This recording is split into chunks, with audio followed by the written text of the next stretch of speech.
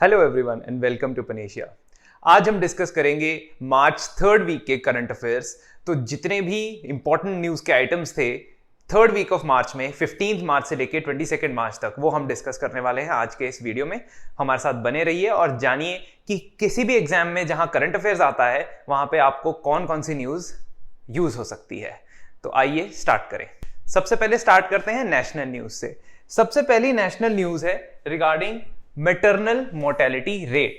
भारत से एक बहुत ही इंपॉर्टेंट और इंकरेजिंग डेटा आया है जो रजिस्ट्रार जनरल ऑफ इंडिया के ऑफिस से आया है। यहां पे बताया गया है कि मैटरनल मोर्टेलिटी रेट इंडिया का 103 हो गया है, जो कि डिप है, यानी कि डिक्रीज हो गया है। अच्छी बात है। क्यों? क्योंकि मैटरनल मोर्टेलिटी रेट का मतलब होता है नंबर ऑफ मैटरनल डेथ्स, यानी कि जन्म देते वक्त जो महिलाओं की डेथ्स हो जाती है कहीं, उससे कुछ दिन बाद या कुछ दिन पहले, that is a time period that is called maternal mortality. तो उसकी डेफिनेशन क्या है? Maternal deaths during given time period पर 1 लाख लाइव बर्थ्स। तो हर 1 लाख बच्चे जो जन्म लेते हैं उनके रेशियो में कितनी महिलाओं की डेथ हो जाती है ड्यूरिंग दैट प्रोसेस। 103 ये नंबर आ चुका है, जो कि काफी एनकरेजिंग साइन है, क्योंकि आज से 5 साल पहले this figure used to be in the 160s। तो ये काफी कम हो गया है।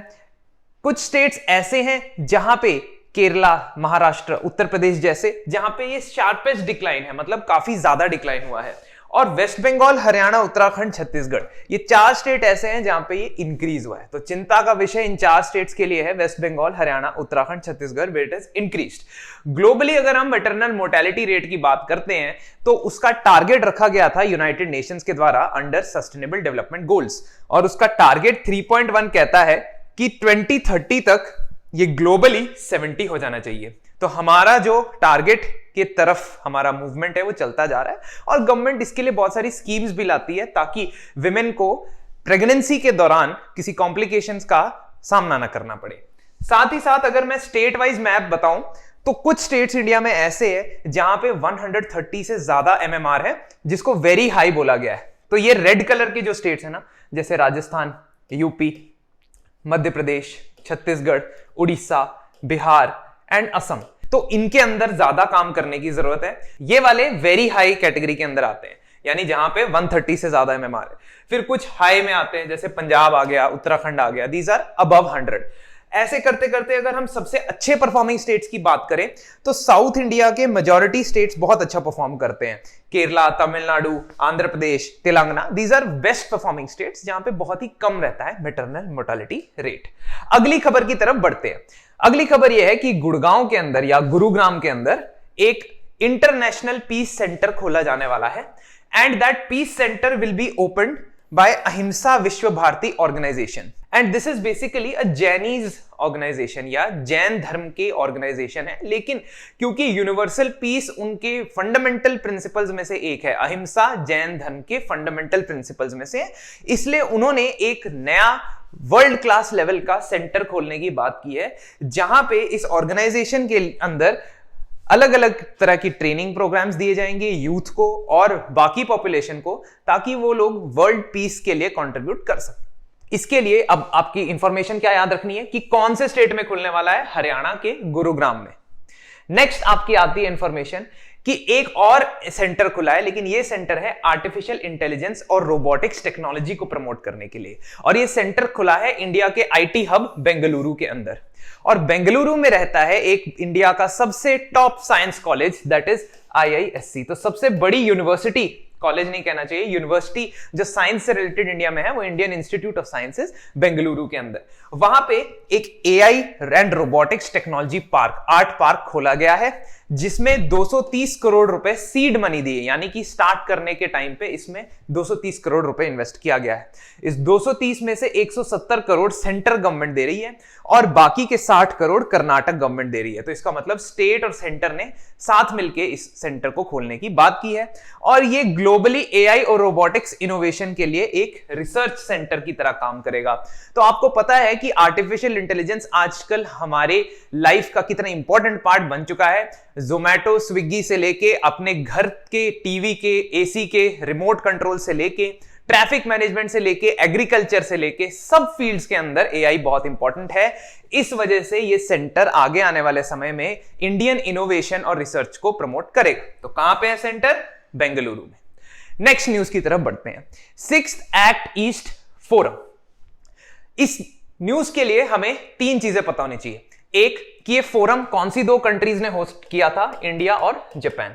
आपको यह भी बता दूं, आगे भी पढ़ेंगे, कि जापान के प्राइम मिनिस्टर की फर्स्ट स्टेट विजिट थी इंडिया में अभी रिसेंटली। तो इंडिया जापान की समिट हुई थी। उससे पहले इंडिया के फॉरेन सेक्रेटरी हर्षवर्धन श्रृंगला जी और Japanese ambassador to India Satoshi Suzuki, इनके बीच में एक मीटिंग हुई थी एक्ट ईस्ट फोरम की। ये एक्ट ईस्ट फोरम बेसिकली 2017 में बनाया गया था, जब शिंजो आबे जापान के प्रधानमंत्री थे। एक्ट ईस्ट पॉलिसी इंडिया की एक पॉलिसी है जो 2014 में लॉन्च हुई थी। इसके जरिए इंडिया के ईस्ट में कंट्रीज लाई करती हैं, खासतौर पे साउथ ईस्ट एशिया की कंट्रीज जैसे कि Myanmar, Thailand, Singapore, Indonesia, Malaysia, और उसमें फिर जापान और साउथ कोरिया भी आ जाता है। यहां की तरफ अपने प्रोजेक्ट्स की डेवलपमेंट, अपने इंफ्रास्ट्रक्चर की डेवलपमेंट का ध्यान रखेंगे और इन देशों के साथ बेहतर रिश्ते बनाने के लिए काम करेंगे।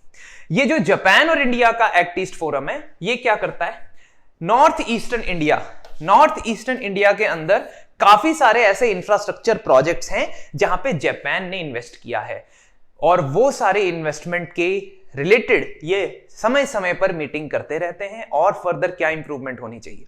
तो Japanese technology is used in dam construction, in road construction, in sewage management, बहुत सारे फील्ड्स में, वाटर मैनेजमेंट, और वहां पे इनकी मीटिंग होती है। तो देखिए, connectivity, hydro power, forest management, water supply, skill development, ये सारों के ऊपर इनके बीच में चर्चा हुई थी। इंपॉर्टेंट इंफॉर्मेशन क्या पता चली, फॉरेन सेक्रेटरी भारत के हर्षवर्धन श्रृंगला साहब अभी बहुत ही इंपॉर्टेंट है, क्योंकि इंडिया की फॉरेन पॉलिसी बहुत न्यूज में रहती है, खासकर रशिया यूक्रेन वॉर के चलते भी। तो इनकी फोरम हुई थी इंडिया और जापान की, so that they discussed infrastructure project in north east को इंडिया का गेटवे बताया जाता है ईस्टर्न कंट्रीज या साउथ ईस्ट एशिया की कंट्रीज के लिए। वहां से अगर हम लैंड के थ्रू म्यांमार से कनेक्ट हो जाते हैं इंफ्रास्ट्रक्चर के थ्रू, तो हमारी कनेक्टिविटी बेहतर होगी। तो ये न्यूज है फोरम के बारे में। एक इंडिया के बारे में एक और इंपॉर्टेंट न्यूज, 2017 से लेके 21 तक का डेटा सामने आया है, और ये डेटा दिया है Stockholm International Peace Research Institute यानी कि सिप्री ने। ये एक ऑर्गेनाइजेशन है जो स्वीडन के अंदर बेस्ड है, और ये डिफेंस टेक्नोलॉजीज और वेपन्स से रिलेटेड बहुत सारा डेटा के ऊपर रिसर्च करती है।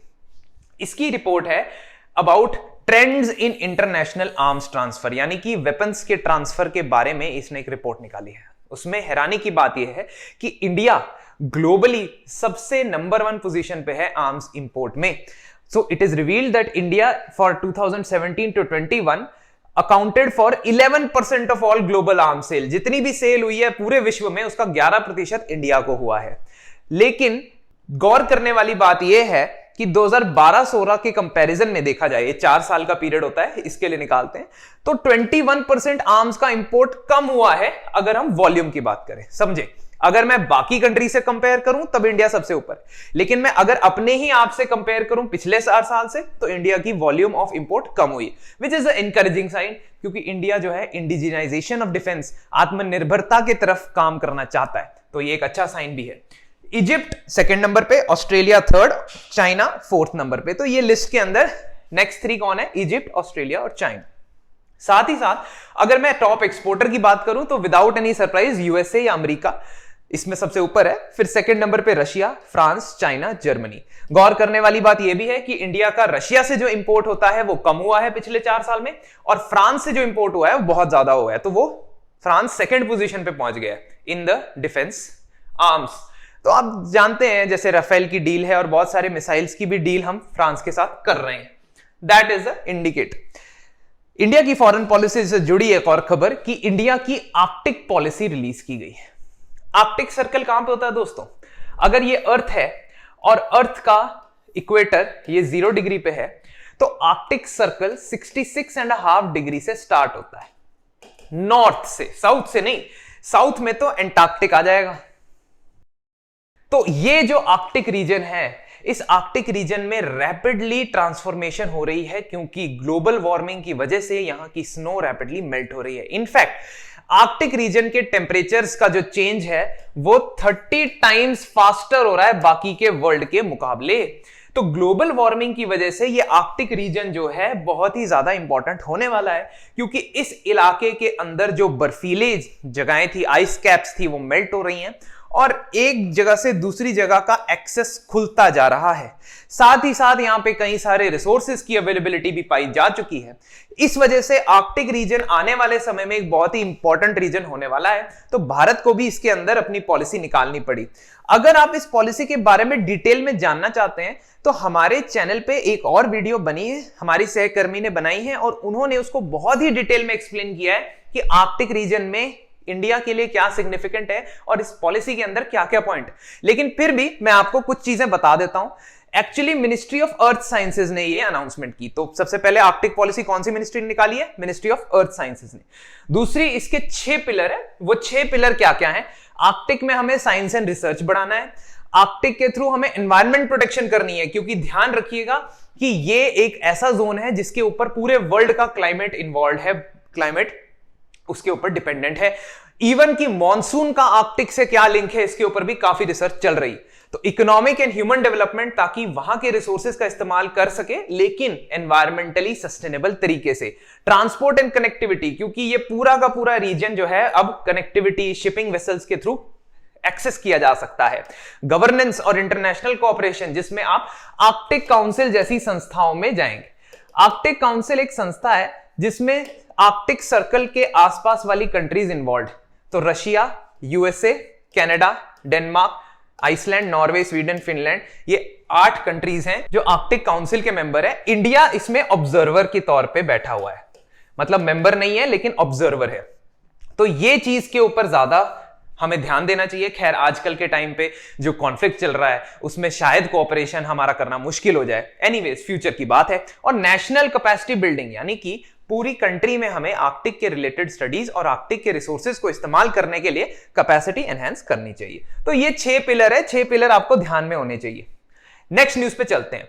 फॉरेन एक्सचेंज रिजर्व्स भारत के $9.64 बिलियन से कम हो गए और ये देखा गया in the second week of March. Basically ये न्यूज आई थी 3rd वीक ऑफ मार्च में, इसलिए मैं इसको यहां पे कर रहा हूं। $9.64 बिलियन से हमारे फॉरेन एक्सचेंज रिजर्व्स कम हुए। फॉरेन एक्सचेंज रिजर्व्स होता क्या है? आरबीआई या रिजर्व बैंक ऑफ इंडिया अपने पास एक स्टोरेज रखता है जिसके अंदर वो foreign currencies, gold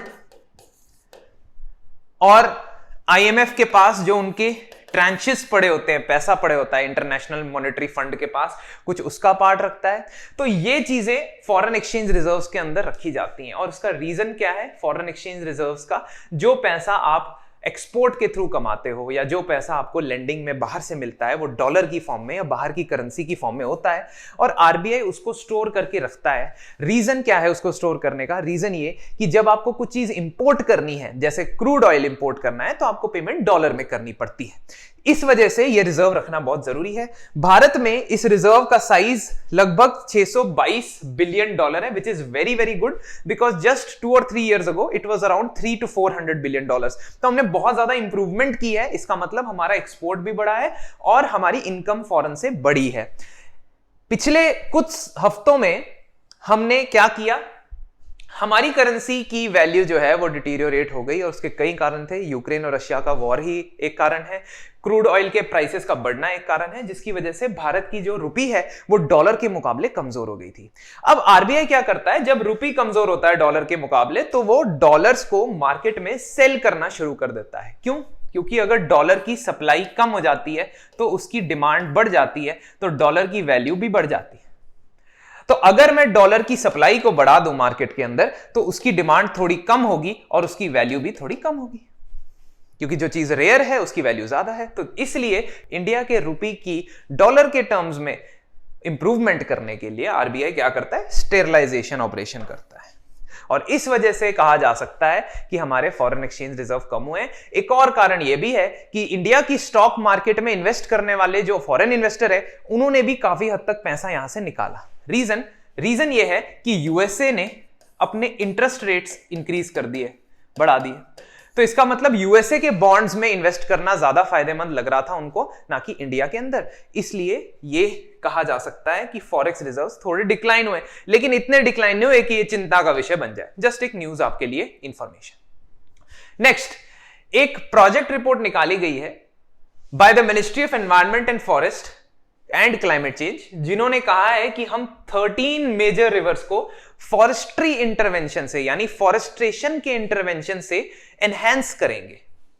in projects के अंदर लगभग 20,000 करोड़ रुपए स्पेंड होने वाला है अगले 5 साल में, दैट इज 19,338 करोड़।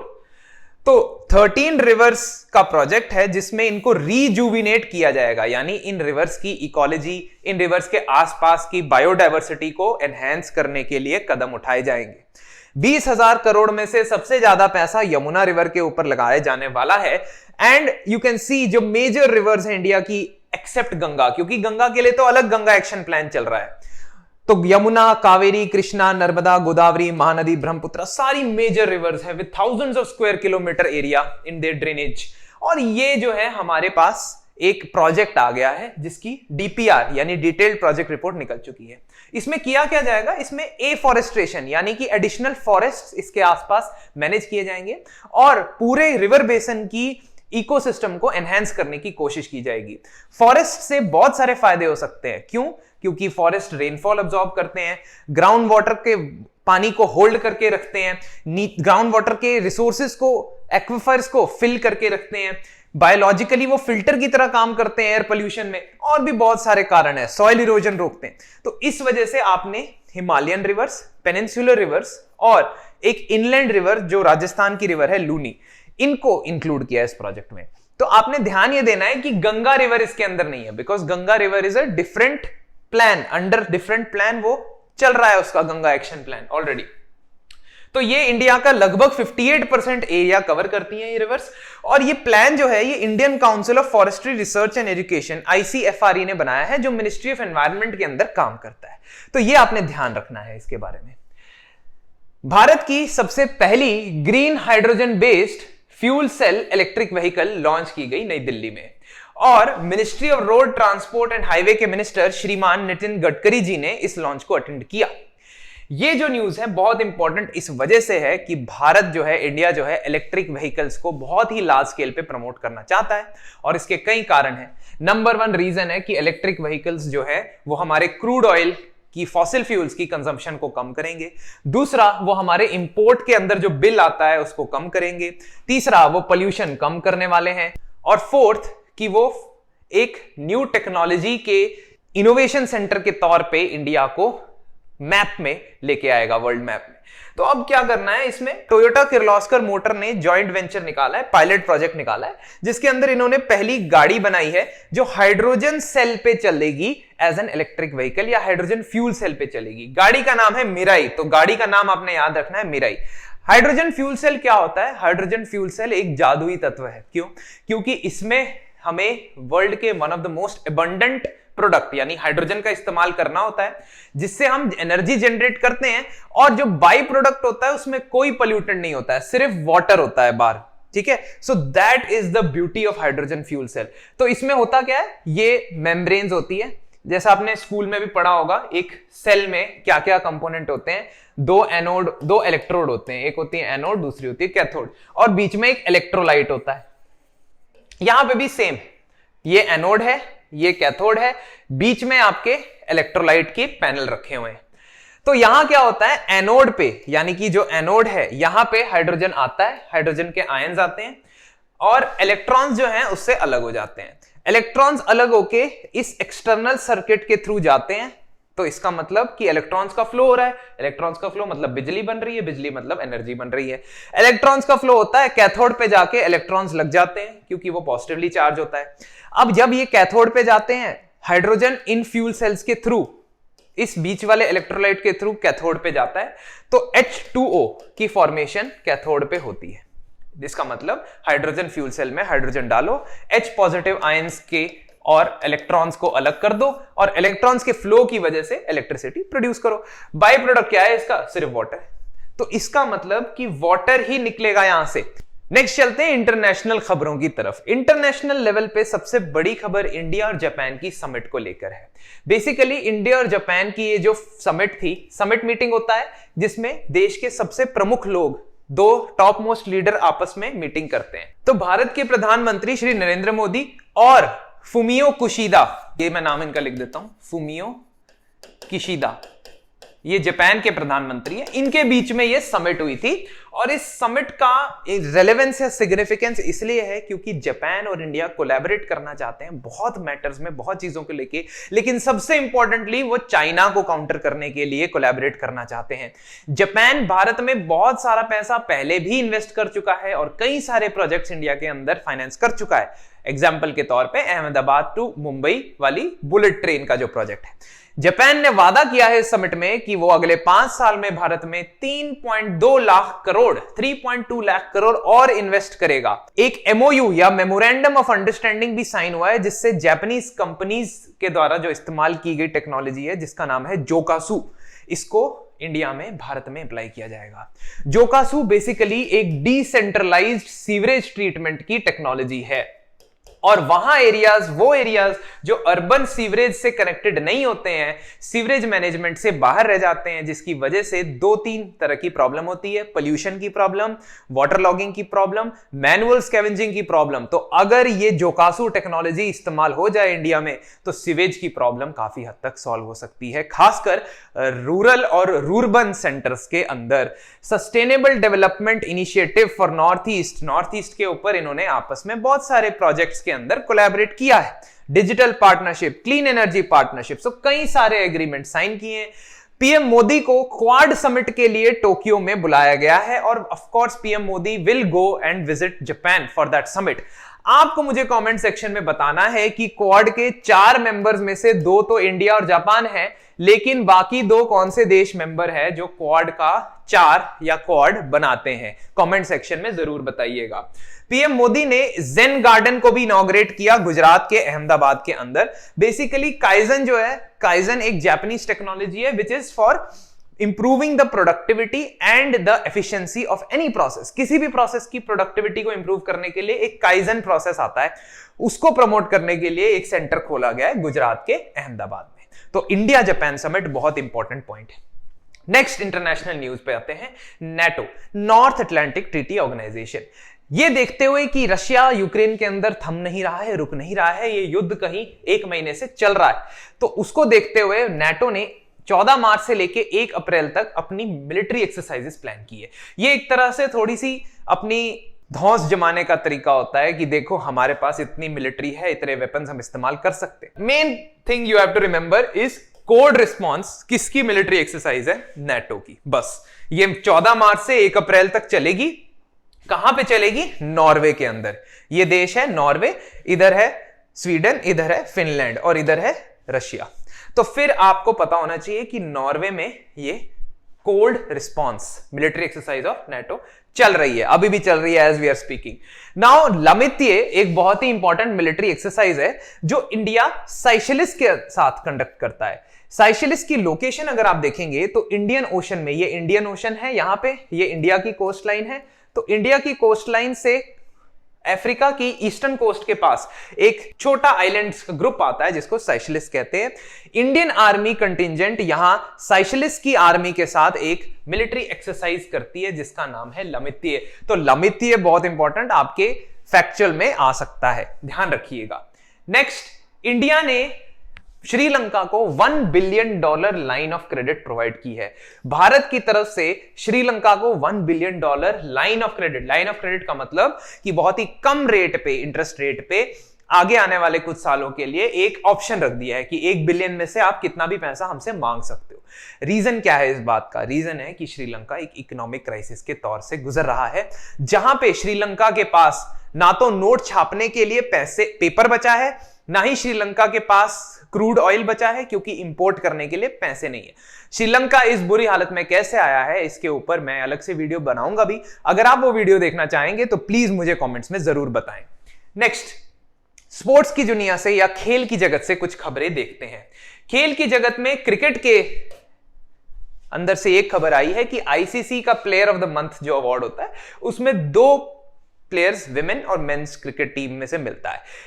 मेन के अंदर श्रेयस अय्यर जो इंडिया के काफी प्रोलिफिक रन स्कोरर रहे श्रीलंका के खिलाफ रिसेंटली जो सीरीज हुई, और न्यूजीलैंड की अमीलिया कर, इनको women's player of the month का अवार्ड मिला है। प्लेयर ऑफ द मंथ का अवार्ड है फरवरी 2022 के लिए, भारत के श्रेयस अय्यर और न्यूजीलैंड की अमेलिया कर।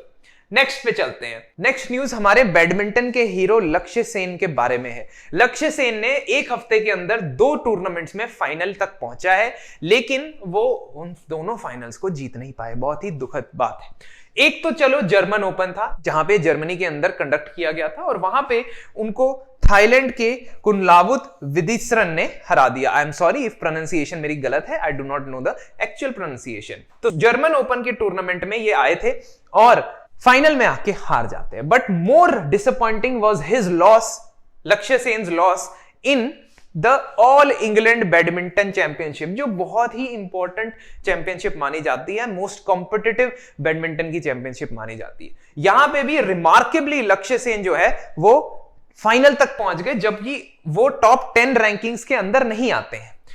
ये 5th इंडियन बैडमिंटन प्लेयर हैं आफ्टर प्रकाश नाथ, प्रकाश पाडुकोन, दीपिका पाडुकोन के पिताजी, पुलेला गोपीचंद एंड साइना नेहवाल के बाद ये 5वें ऐसे भारतीय हैं जो इसके फाइनल तक पहुंचे।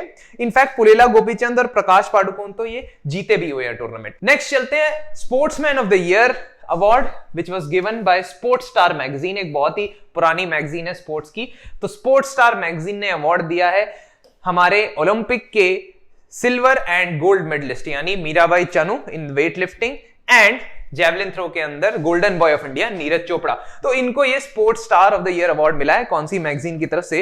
Sports star magazine. फुटबॉल जगत से एक बड़ी खबर यह है कि आईएसएल यानी कि इंडियन सुपर लीग, जो भारत की प्रीमियर फुटबॉल लीग है, उसकी फाइनल के अंदर हैदराबाद ने पेनल्टीज के थ्रू केरला ब्लास्टर्स को हराया। तो हैदराबाद एफसी फुटबॉल क्लब ने केरला ब्लास्टर्स क्लब को फाइनल में हराया पेनल्टीज के थ्रू 3-1 से। और ये पेनल्टी शूटआउट जीत के हैदराबाद सबसे पहली बार आईएसएल जीती है अपने इतिहास में। बहुत ही रिसेंट टीम है, 3 साल पहले ही बनी थी और इन्होंने पहली बार आईएसएल का खिताब जीता है, इंडियन सुपर लीग का खिताब जीता है। इंपॉर्टेंट डेज मैं क्लासरूम में आपको नहीं करवाऊंगा इस वीडियो के अंदर, बट आपको जो पीडीएफ अटैच्ड होगी उसमें आप देख लीजिएगा। सारे इंपॉर्टेंट डेज मैंने एक साथ लिखे हुए हैं, तो ये बहुत इंपॉर्टेंट होते हैं। खास तौर पे ये वर्ल्ड वाटर डे जो है very very important, because of March 22 you have world water day और ये यूनाइटेड नेशंस के द्वारा सेलिब्रेट किया जाता है ग्लोबल लेवल पे, तो इसलिए ये आपको जरूर याद रखना है। 22 मार्च वर्ल्ड वाटर डे। कुछ अवार्ड्स और रैंकिंग्स की बात करते हैं। सबसे पहले तो मिनिस्ट्री ऑफ सिविल एविएशन को हमें बधाई देनी होगी, क्योंकि रिपब्लिक डे की परेड में सबसे पहली बार इन्होंने अपनी झांकी या अपना टैब्ल्यू निकाला था और इनको प्राइज भी मिला है बेस्ट टैब्ल्यू का। तो ministry of civil aviation has been given the best tableau trophy for Republic Day 2022। तो ये बात आपने याद रखनी है। नेक्स्ट, कर्नाटका बैंक को MSME bank of the year award मिला है, यानी माइक्रो स्मॉल मीडियम एंटरप्राइजेस के लिए एक बैंक ऑफ द ईयर की कैटेगरी बनाई जाती है, उसमें कर्नाटका बैंक को ये अवार्ड मिला है। ये अवार्ड कौन देता है? एसोचैम, ठीक है, associated chamber of commerce and industry of India. ASSOCHAM एक एनजीओ है या नॉन गवर्नमेंट ऑर्गेनाइजेशन है जो बहुत सारे बड़े बड़े बिजनेस हाउसेस के मेंबर्स या कॉर्पोरेट हाउसेस के मेंबर्स इसमें होते हैं और वो इसमें अवार्ड्स प्रोवाइड करते हैं। यहां पे कर्नाटका बैंक को अवार्ड मिला है, तो बहुत बहुत बधाई इनको। Happiness index, world happiness report 2022, क्या हम इतने दुखी है कि हम लोग 136 रैंक पे होने चाहिए? ठीक है, इतनी दुखी आत्माएं घूम रही हैं कि अफगानिस्तान 146 पे और हम बस 10 नंबर उनसे ज्यादा है, जबकि अफगानिस्तान की आपको सिचुएशन पता है। समहाउ गवर्नमेंट आल्सो फील्स कि इसकी जो रैंकिंग का क्राइटेरिया है थोड़ा डाउटफुल है। फिर भी यूनाइटेड नेशंस की हमारी रैंकिंग है, इसलिए हम इसको ध्यान में रखते हैं। यूनाइटेड नेशंस के अंदर एक सस्टेनेबल डेवलपमेंट सॉल्यूशंस नेटवर्क नाम की अलग से बॉडी बनी हुई है। वो हर साल वर्ल्ड हैप्पीनेस रिपोर्ट निकालती है पिछले 10 सालों से, और पिछले 5 सालों से फिनलैंड ही वहां पे सबसे हैप्पी कंट्री है। आप देख रहे होंगे नॉर्डिक कंट्रीज, यानी कि जो फिनलैंड, डेनमार्क, आइसलैंड, ये सारी नॉर्डिक कंट्रीज बुलाई जाती है। यहां पे हैप्पीनेस ज्यादा ही होती है। इनफैक्ट पाकिस्तान के लोग हमसे ज्यादा खुश हैं, श्रीलंका के लोग भी हमसे ज्यादा खुश हैं, ये देखते हुए कि इन कंट्रीज की कंडीशन क्या है। दैट इज वाई आप सिर्फ यहां पे ओपिनियन सर्वेज लेते हो लोगों के, और आपका सैंपल साइज कितना है, आपका जो प्रोसेस है वो कितना रिलायबल है, ये इस पे थोड़े से डाउट्स आते हैं। फिर भी हमें याद करना है रैंकिंग है, तो इंडिया की रैंकिंग 136 है। पाकिस्तान, श्रीलंका, बांग्लादेश, नेपाल से भी नीचे है। सिर्फ अफगानिस्तान हमारा नेबर ऐसा है जिसकी हमारे से नीचे रैंक है। अवार्ड की बात करते हैं तो प्रिट्जर आर्किटेक्चर प्राइज, जिसको आर्किटेक्चर का नोबेल प्राइज भी बोला जाता है, वो अवार्ड किया जाता है एक बहुत ही हम्बल बैकग्राउंड से आए आर्किटेक्ट फ्रांसिस केरे को। फ्रांसिस केरे अफ्रीका के बर्किना फासो से बिलोंग करते हैं। बर्किना फासो एक अफ्रीका की सबसे पुअरेस्ट कंट्रीज में से एक है, जहां पे बिल्कुल बेसिक रिसोर्सेज की अवेलेबिलिटी भी नहीं है। और बर्किना फासो आप देखिए, इसके आसपास माली, नाइजर, नाइजीरिया, ये ऐसी कंट्रीज हैं जहां पे इस्लामिक स्टेट का टेररिज्म भी बहुत ज्यादा प्रोमिनेंट है। यहां से उठ के आया एक बंदा, विलेजेस से उठ के आया बंदा, वर्ल्ड का हाईएस्ट आर्किटेक्चर अवार्ड जीत जाता है, दैट इज प्रिट्जकर प्राइज। तो अगर आपसे पूछा जाए which of these is the Nobel Prize for architecture, answer is Pritzker Prize. यहां फ्रांसिस केरे क्या करते हैं, अपने गांव के अंदर ये इनोवेटिव आर्किटेक्चर का इस्तेमाल करते हैं। वहां की वेदर कंडीशंस को बच्चों के लिए आसान बनाने के लिए स्कूल्स, कॉलेजेस, हॉस्पिटल्स की बिल्डिंग्स बनाते हैं। और ये ज्यादातर नेचुरल क्ले का इस्तेमाल करते हैं, वुड का इस्तेमाल करते हैं, सीमेंट कंक्रीट का कम, क्योंकि सीमेंट कंक्रीट की वजह से हीट बहुत ज्यादा अब्सॉर्ब होती है। और अफ्रीका की हीट के बारे में आपको पता है, इक्वेटर के पास है, तो कितनी ज्यादा यहां पे इनकी इनोवेशन काम आई। तो बहुत ही कमेंडेबल फ्रांसिस केरे, जिनको मिला है प्रिट्जकर अवार्ड। अगर मैं अपॉइंटमेंट्स की बात करूं तो सबसे इंपॉर्टेंट जी मुख्यमंत्रियों की अपॉइंटमेंट हुई है इस हफ्ते, और उसमें 5 राज्यों के नए नए मुख्यमंत्री आए हैं। कुछ चेहरे नए, कुछ पुराने। तो पंजाब के भगवंत मान साहब चीफ मिनिस्टर। अब साथ साथ मैंने गवर्नर्स की भी लिस्ट दे दी है, क्योंकि आपके एग्जाम्स के अंदर जो है गवर्नर्स भी पूछे जा सकते हैं, क्योंकि चीफ मिनिस्टर बड़े पॉपुलर होते हैं लेकिन गवर्नर्स को की पॉपुलैरिटी थोड़ी कम, तो इसलिए ये भी आपको लिस्ट सामने दे दी है। मणिपुर में एन बीरेन सिंह दोबारा चीफ मिनिस्टर बने हैं। गोवा में प्रमोद सावंत दोबारा चीफ मिनिस्टर बने। तो भगवंत मान को छोड़ के बाकी 4 स्टेट्स में वही लोग चीफ मिनिस्टर बने जो पहले थे। पुष्कर सिंह धामी जी भी चीफ मिनिस्टर थे उत्तराखंड के, और योगी आदित्यनाथ तो आपको पता ही है उत्तर प्रदेश के दूसरी बार चीफ मिनिस्टर बने। तो ये अपॉइंटमेंट्स हमें याद रखनी है। 2 और इंपॉर्टेंट अपॉइंटमेंट्स हैं। एक है दिल्ली के लोकायुक्त की। आपको पता होगा कि लोकपाल और लोकायुक्त एक्ट 2013 के तहत हर एक स्टेट के अंदर एक लोकायुक्त होना चाहिए जो एंटी करप्शन कंप्लेंट सुनने के लिए बैठा रहे। दिल्ली के जो लोकपाल है नए अपॉइंट किए गए हैं, जिनका नाम है हरीश चंद्र मिश्रा, और हरीश चंद्र मिश्रा को लेफ्टिनेंट गवर्नर अनिल बैजल ने अपॉइंट किया है। ये मिश्रा जी वो झारखंड हाईकोर्ट के जज रह चुके हैं और अब वो दिल्ली के लोकायुक्त बनेंगे। उनसे पहले दिल्ली की लोकायुक्त थी मिसेस रेवा खेत्रपाल, 2020 में वो रिजाइन कर दी थी। TCS, Tata consultancy service, Bharat की सबसे बड़ी आईटी कंपनी, उनके नए सीईओ आए हैं, और उन सीईओ या चीफ एग्जीक्यूटिव ऑफिसर का नाम है श्री राजेश गोपीनाथन। ये राजेश गोपीनाथन साहब टीसीएस के नए सीईओ अपॉइंट हुए हैं। तो हरीश चंद्र मिश्रा जी क्या अपॉइंट हुए हैं, लोकायुक्त, और राजेश गोपीनाथन साहब क्या अपॉइंट हुए हैं, टीसीएस के नए सीईओ। ये 2 अपॉइंटमेंट आपने याद रखनी है apart from chief minister. So that was all in today's video. I really hope you like this lecture. Please subscribe our channel, और अगर आपको कोई डाउट हो तो अब आपसे कमेंट सेक्शन में भी पूछ सकते हैं या हमसे डायरेक्ट क्वेरी भी कर सकते हैं, क्योंकि हम आपसे अपने नंबर और ईमेल आईडी शेयर कर रहे हैं। Thank you and have a nice week.